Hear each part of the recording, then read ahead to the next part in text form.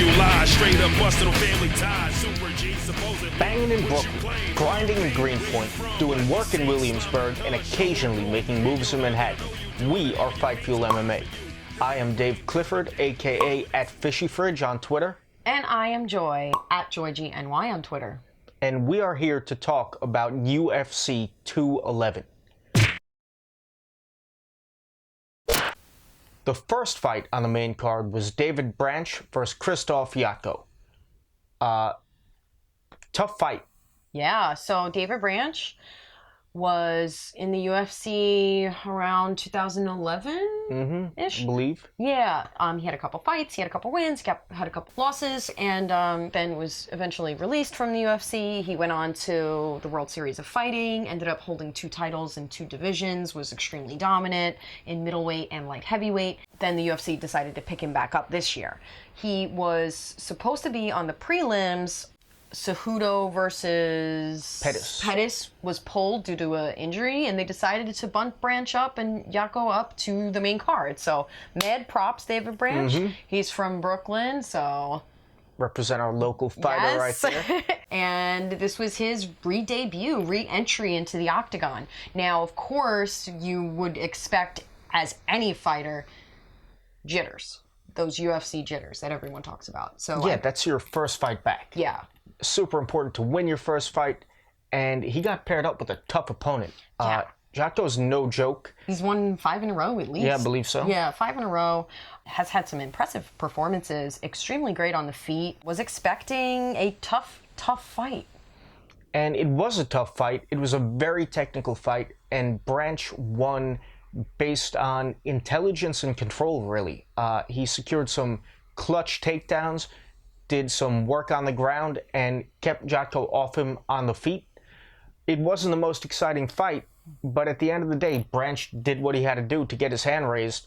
Yeah. And had a successful showing in his first fight back in the UFC. Yeah, so the one surprise to me was Jotko's performance wasn't as good as he has shown in the past. He wasn't throwing many combinations, he was kind of on his bicycle, and also he was doing that thing where you get pressed up against the cage and like the fighter gets frustrated and they're like, ugh, like trying to be like, come on, ref. Yeah, come on, break this up. That I'm just pisses me pressed off. against the cage. Yeah, you're in a fight, you don't want to be there, you have to make it so you don't put yourself in that position. So that was like kind of pissing me off. The reason you're pressed against the cage is because your opponent is holding you there. Yes. Yeah, it's dangerous to try to break that.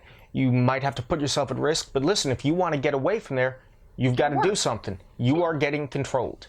Yeah, so that kind of pissed me off, but we both predicted that David Branch would pull out the victory. He did. He won by split decision, which I don't know what fight the second judge was watching. I don't know either, because I thought he clearly took the first and third rounds. Yeah, so yeah, great win for David Branch. Can't wait to see what's going for him in the future. Yeah, and congrats to a local fighter. Yeah, he beat the number 9 in the middleweight division, by the way. First fight back. I mean, what's next? Definitely a top 10 guy, and hopefully he'll climb up the rankings and get that title shot. I'd like to see it. Me too. The second fight on the main event card was a banger between Frankie Edgar and rising prospect YAIR Rodriguez. Yes. Rodriguez actually called Edgar out, I think, for this fight, right? Yeah, he did. And in similar fashion to what Doohoo Choi did to get his shot against Cub Swanson, which we saw a couple months ago. Yeah, and the result, it was the same, only worse. It was too big of a jump in skill level for Rodriguez. Yeah. Frankie Edgar is a monster. In a 5-round fight, the guy fights every fight like it's the first round.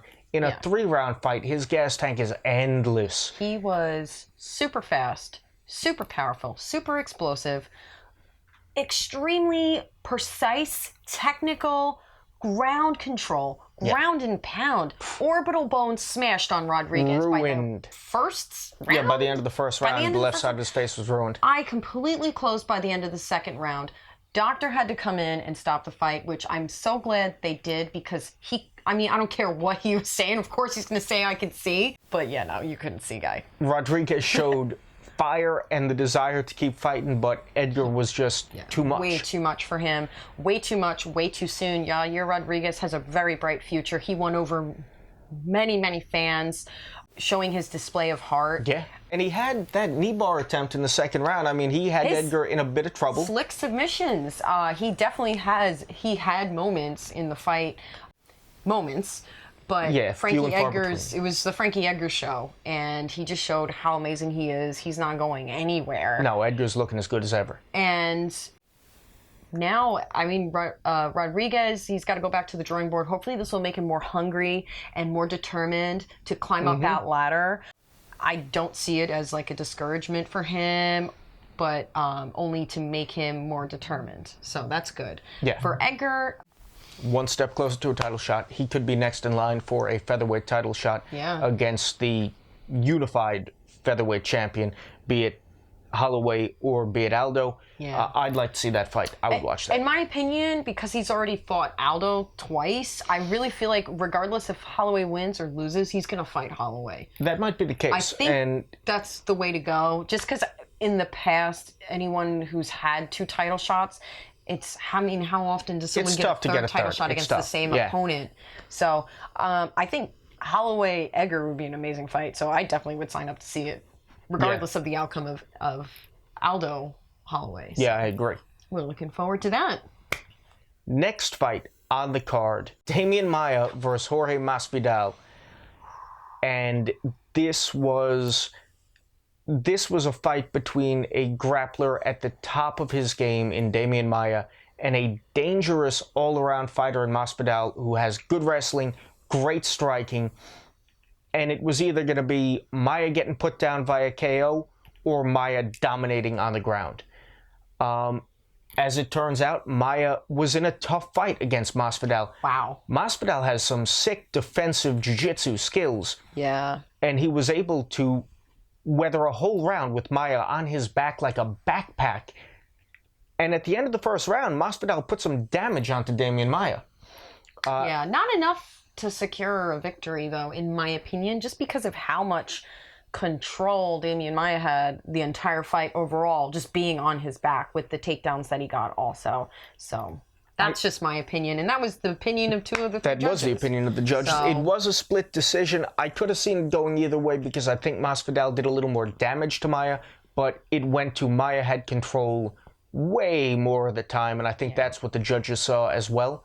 Yeah. So congratulations to Demian MAIA. Hell yeah, he better get a title shot. I think he earned it. I think even he went up to White. White said, "You got it." You heard it. This was an unmiked moment. Yeah, we're talking unmiked moment in the octagon. You see Demian MAIA, the patient man that he is, not the crazy title shot. He said he almost like in a bowing fashion was like, "Okay, come on now, I need my title shot to Dana White." And White said, "You got it."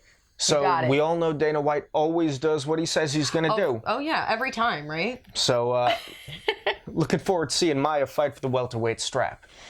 Someday. Soon, hopefully. Masvidal showed how I really feel like if he seems like in his camp, he was just defending rear naked chokes the whole entire time. Yeah, it showed because he was able to defend. Yeah, it was really cool to see that.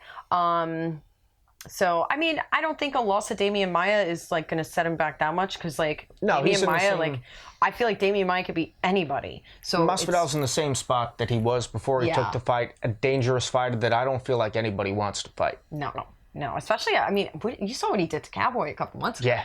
That was impressive beyond belief. So, it's not going to set him back too much, this loss, I would say. I don't think so. Next fight on the card was the co-main event. It was for the strawweight title, and we had JOANNA champion versus Jessica Andrade, and it was going to be a battle between technical striking excellence and blitzkrieg power. And in the end, JOANNA JEDRZEICZYK made Andrade look bad. She looked persistent, but JEDRZEICZYK striking is just on another level. Yeah, so I just want to say this about Jessica Andrade. Jessica Andrade is 5'2", right? 5'1", around 5'2". Yeah. I mean, it goes up half an inch here and there and down half an inch, 5'2". She used to fight at bantamweight and had won a couple fights at bantamweight. Yeah. Right? Yeah.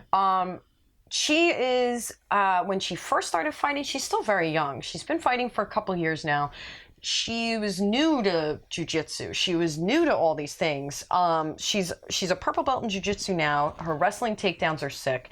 Her striking is wild yet powerful, and we've seen her in the past, especially at strawweight. She moved down to strawweight 4 fights ago, just completely dominating.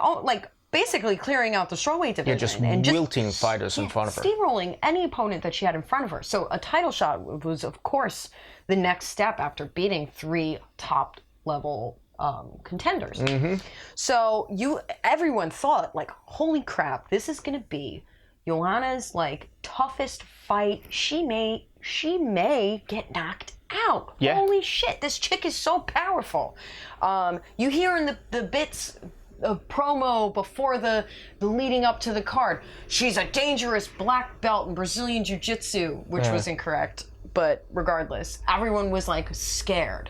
Joanna comes in and she just shows how far ahead of the game she is than everyone else. Every time she got taken down, she popped right back up. Takedown defense, stuffed a lot like of takedowns too. And in the striking department, just kept Andrade at range and peppered her with the jab, peppered her with body kicks, head kicks, leg kicks. Almost got her. Equal leg striking to hand striking. It was just so crisp and beautiful. I mean, when she threw, it was like she was hitting a stationary target. And Andrade, to her credit, did what she could do. She kept coming forward. She was still trying to close the distance, get in the pocket, maybe take YAIR down, but at the end of the day, YAIR striking is just, that's a skill gap that nobody has been able to bridge. No one. So far. Yeah. And honestly, for Andrade, I really feel like she won over the fans with her display of heart. Yeah. She won me over. I was like, wow, like, she's not really holding a candle to YAIR, but holy shit, she's like a tough chick. Yeah, like, she was dangerous to the final belt. Yeah, and then she proposed to her girlfriend. In the octagon. I thought that was nice. pretty cool. Like, hey, I did my best. Yeah. And her girlfriend said yes, so that's always nice too. So that's good. And so what's next for YAIR? I think they're going to give her Rose Namajunas, yeah. And, I mean, it's hard to doubt Joanna champion right now. I think she's head and shoulders above the rest, but we'll see. Namajunas is a dangerous fighter, and anybody can get caught on any given day. That is true. So, yeah, that's probably next for her. I would love to see, once they announced UFC, the next tough season is going to be for women's flyweight. Yeah, that's so that's good. 125 pounds, which is great because having 115 and 135 for women with nothing in between is ridiculously stupid. Yeah, so that's I'm so glad they're filling the weight gap with that. between those two. I really want to see them give YAIR an opportunity to hold 2 titles because she is deserving of it, and I think she could hold 2 titles. I agree. Yeah. I mean, there might be some bantamweights that could drop down that could give her a The run size for her factor money. would be the biggest factor because But against bigger opponents, JOANNA hasn't been able to finish the fight. She's still outshone her opponents, but the size could be a factor, but she's got a shot if anybody does. Yeah, she does over everyone else. So, I mean, we'll see what happens. I really hope that that's the direction that they go in for her. It would be wonderful to see her get the recognition that she deserves in being a 2-division champ. I would like to see So, yeah, I'm really looking forward to what they do with the flyweight division.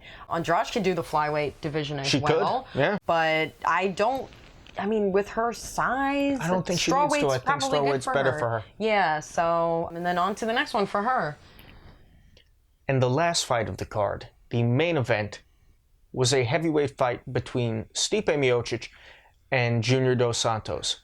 And this is what two. It's a rematch. Yeah. So the first fight, 5 rounds, war. 5-round war. Both fighters hurt each other. It was an epic battle. It was what a heavyweight fight should be. Yeah. And this fight was a 1-round war, and it was what a heavyweight fight should be. Yeah. So everyone thought that because, okay, so Junior Dos Santos, former champion, former heavyweight champion, scary. He scares the shit out of me. He is so intimidating looking. Kind of looks like a Dragon Ball Z character. He's like a world beater. Like, he fucks people up. Stipe Miocic's last loss was to JDS. That 5-round war, okay? So he's been on fire since then. And everyone was saying, and rightfully so, because of the circumstances. Oh, JDS could beat him. He beat him before. He's going to beat him again. He can do it again. He's back. He's better than ever. And I was thinking to myself, I'm like, MIOCIC is on another level right now. He is champion. He has been champion. He has knocked people out. He's pretty much knocked everyone out since he's been champion. He knocked out Verdun to take the title. I had picked JDS to win this fight. Joy had picked MIOCIC. Like, he's going to get him. And MIOCIC proved Joy right. He got him. I think he was hurt to the leg early in the fight. Might have broken his leg. Maybe there's some injury to his leg. But it looked like once he absorbed a few of those kicks to the leg, he started checking them and then realized, I got to turn the gas on because I don't know how long I'm going to be able to run on this leg. And when he decided to turn on the gas, JDS backed against the cage and MIOCIC caught him, made him pay, put him down, and followed up with his style of kind of workman-like ground and pound, like get your fighter down and just go to work, be precise, drop the hammers, but don't freak out. And perfect. It was perfect. First round TKO. I mean, you couldn't ask for anything better from MIOCIC. Nope. As far as heavyweights are concerned, the longer the fight goes, the scarier it could be for either of the fighters. Because you never know. They've got that power. Yeah, like, I mean, if you remember the last fight MIOCIC had against Alistair Overeem almost knocked him out. Yeah, like he messed up going for a sub at that point. He could have just, honestly, he could have just ground and pounded him into. If Overeem had decided to jump on the ground and pound, he might have finished that fight. Yeah. So, but then MIOCIC went right back at him and finished the fight. So, like, heavyweights, it's like so unpredictable because of the fact that they're so dangerous. So, like, but MIOCIC right now, it's just, he is so on fire and he's so just like knocking people out. It's just like fucking crazy. So I'm so happy for him. I really want to see, I mean, I don't know who's next. I want to see him versus a fully healthy Cain Velasquez. That is the fight to make. Yeah, that is what's next. I don't know what is going on with him right now. Is he I think he's rehabbing from an injury. Okay. He's often injured, but when he's healthy, he's one of the most dangerous heavyweights on the planet. So hopefully the stars will align and we will get a MIOCIC versus Velasquez fight next. Yeah, so now I'm not 100% on this, but if it's MIOCIC Velasquez or whoever and MIOCIC wins, he will be the longest reigning heavyweight champ ever. He will have defended his belt 3 times. So I'm really hoping he does. Yeah, me too. I'd like to see it. So, JDS, I don't know what's next for him. I don't know either. I don't know where this puts him in the division. If he's in form, I think he'll always be at the top of the division, but this loss did set him back. Yeah. So, all in all, amazing card. Amazing card. I wish every pay-per-view was like that. Yeah, the UFC needed this card. Especially because I feel like the last couple cards, they were good, but they didn't hit the mark like this one did. This card was considered the best card of the year so far. It delivered the best. So hopefully they keep putting on cards like this and we get more fights like the fights on this card. Yeah, So, let us know what you thought of this card. Let us know about what you think about like fights that are going to happen in the future, fantasy matchmaking, whatever you want to throw at us. Hit us up, FightFuelMMA.com. Signing out from Brooklyn, New York. I am David Clifford at Fishy Fridge on Twitter. And I am Joy at JoyDNY on Twitter. We're out.